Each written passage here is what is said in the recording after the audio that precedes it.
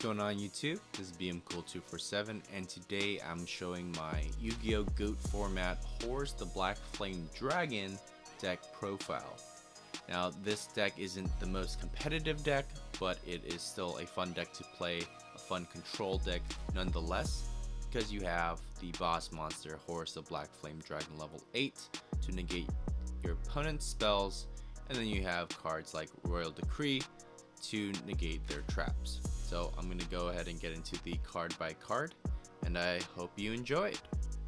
So Horus the Black Flame Dragon, 3000 attack, so hard to attack over to begin with, and then he negates any spell any amount of times during either player's turn. So you probably don't want to negate your own spells. I don't see why you would necessarily, but you're going to negate and destroy your opponent's spells, and it must be face up to do so. So 2 of those. 3 level 6s. Now these guys are unaffected by spell cards while they are face up on your side of the field. So he's good against things like Snatch Steal. He can be Premature Burial. He's good against like Enemy Controller, Lightning, Vortex, you know, anything that affects it while it's face up on the field. So he's not as good as his evolve form, his final form, but he's still not too bad nonetheless, because he can't, this guy can negate like a Pot of Greed, for example. So I run 3 of those. 6 stars, 2300 beat stick. And when he destroys a monster by battle at the end phase, that's when you can get your magic negator or spell negator. And the nice thing about this is during the end phase when he destroys a monster, so you can have it ready to go for on your opponent's turn. Now I run 3 level 4s who have the same similar effect to the destroy a monster, and then at the end phase you can special summon the higher level from the deck, hand or deck. But this guy he can be affected by spells and things like that. And he's 1600, so he can't really be searched by things like UFO Turtle, so you'd have to hard draw him essentially to get to him, as well as the rest of them. But I mean, these guys can be searched out once he destroys one by battle.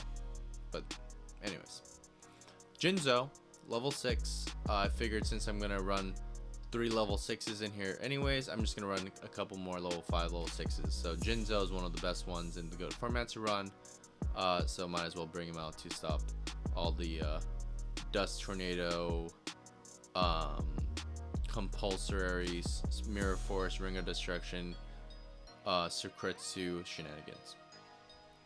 Fiend Mega Cyber, I figured would be nice to try in this deck because you can special summon him if they have 2 or more monsters than you do, and that could be used as tribute, or you can just special summon him as an extra beat stick at 2200 for that, or you can just normal summon him by regular means if you just need a level 6 beat stick. Ancient Gear Beast has good defensive stats as well, and essentially they can't activate things during the battle phase.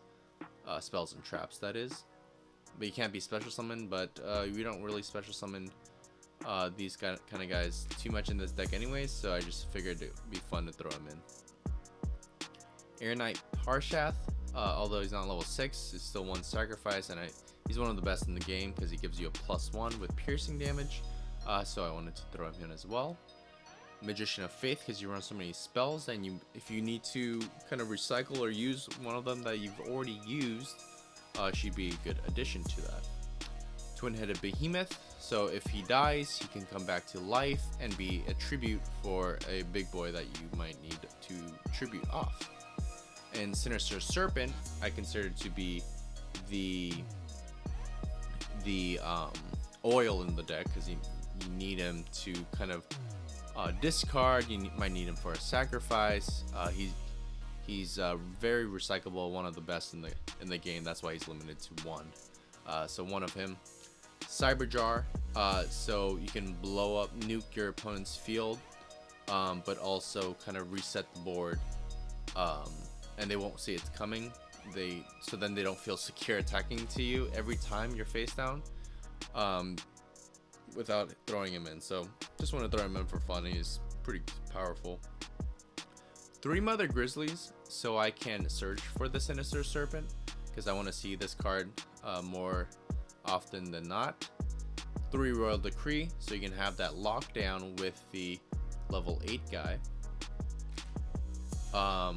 Graceful Charity, it's a discard, so it works with that.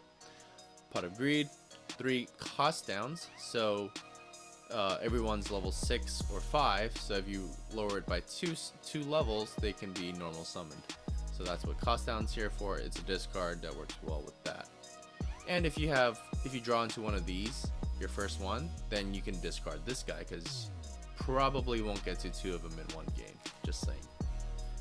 Snatch Steal is one of the most overpowered spells in the game. It's a change of heart essentially. You can sacrifice their monsters. MST, Nobleman of Extermination, because you don't run a lot of traps that are common essentially, and if you remove from play one of their traps, like a Mirror Force or a Compulse. I mean, Mirror Force they only have one of anyways, but if they remove from play a Compulse, they have to remove from play all their Compulses in their deck. Premature Burial, just because you have a lot of beefier guys to bring back. Brain Control, so you can almost change a heart anything except their face downs. My Body as a shield in case you need to defend your monsters. Good to have in your hand when you're attacking and they try to Mirror Force you, and it's just like a regular monster you're attacking with, then you can save it by My Body as a shield. Level Up, just because it's a level deck, so you gotta have Level Up. I think he's even on the card, so you gotta have that. And Nobleman of Cross Out. We're not too good against effect monsters. Besides, I think this guy can negate opponent's monster effect, but everyone else are vulnerable to that. So yeah, I threw in 2 of them. So yeah, hope you like this deck. I will be testing it out tonight actually, so I'll let you guys know how it goes. Thanks for watching.